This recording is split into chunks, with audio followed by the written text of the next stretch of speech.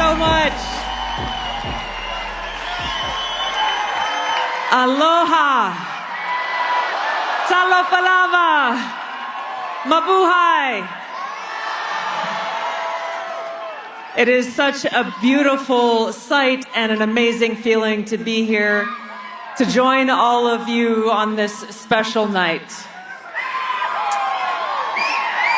We have people here from all different backgrounds, different races, ethnicities, places we grew up, experiences that we had, all of us coming together, united by our love of this great country.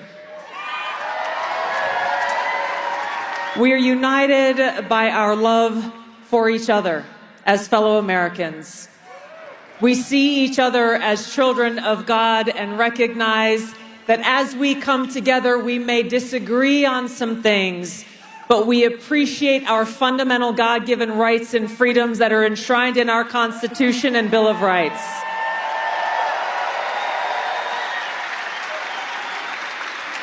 This is why we stand here together tonight, 12 days before the most historic and important election of our lives, united for change.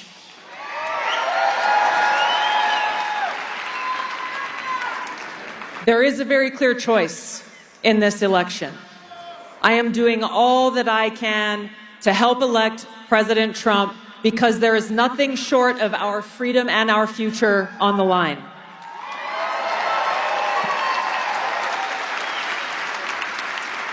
We've seen some of the most egregious and brazen abuses of power coming from the Harris-Biden administration than we've ever seen in our country, certainly in my lifetime.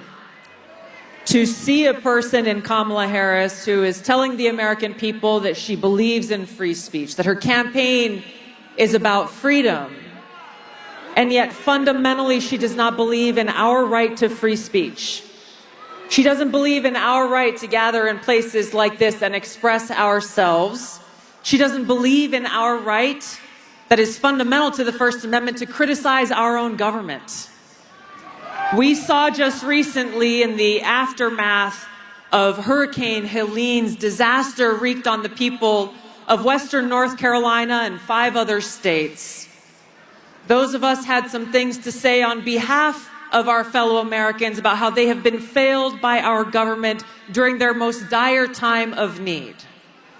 And if you listen to the White House, if you listen to Joe Biden and you listen to Kamala Harris, they criticized us and called us dangerous for spreading misinformation. That is what is at the core of what I view as the dangerous threat to our freedom and our democracy, because it's in dictatorships and authoritarian governments where those in power view those who criticize them as dangerous. There is no one they have targeted more than President Donald J. Trump. And there's a reason for that. Because they recognize that he doesn't bend the knee or kiss the ring in the establishment of Washington, D.C.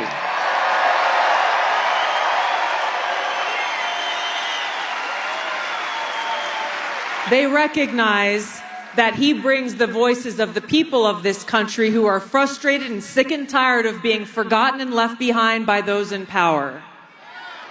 They recognize that President Trump is the only Republican who has had the courage to stand up to the uniparty of war in Washington and state over and over his commitment for peace. This is why they're throwing everything they possibly can at him and why they see him as the greatest threat. We see how they try to silence and censor those of us who dare to criticize them, saying that we are spreading misinformation or disinformation and therefore must be censored.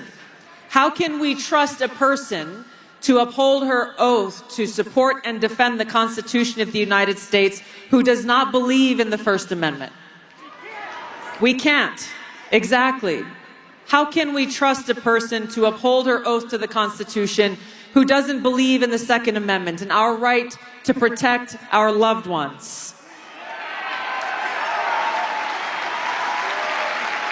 How do we trust someone in the presidency to uphold the rule of law, when over the last 4 years, Kamala Harris has allowed open borders and 20 million plus people in who their very first act was to break our laws.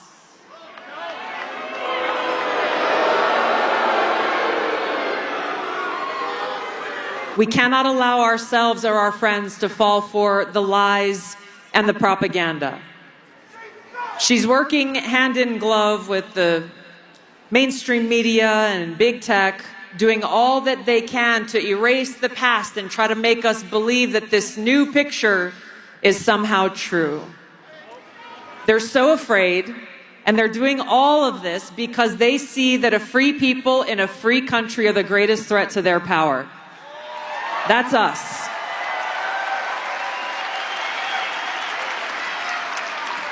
We must be vigilant. We the people is a call to action. We need to save our country, and President Trump needs every one of us to stand with him in making that possible. This is a no-fail mission we have before us. Yes, your vote is critical, but you got to bring 10 people with you to make sure that our voices are heard in the swamps of Washington and that Donald Trump goes back to the White House to make America great again and start to clean that house.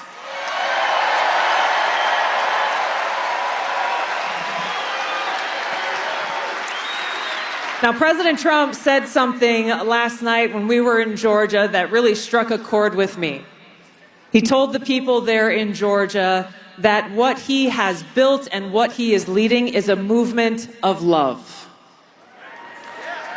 Love for our country, love for our freedom, love for the American people, and the promise of getting us back towards a path of peace, freedom, and prosperity.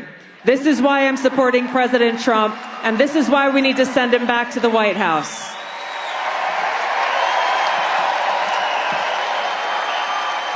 So I want you to join me right now, sharing all of the aloha that is in your heart, and welcome the 47th President to the United States here on stage right now.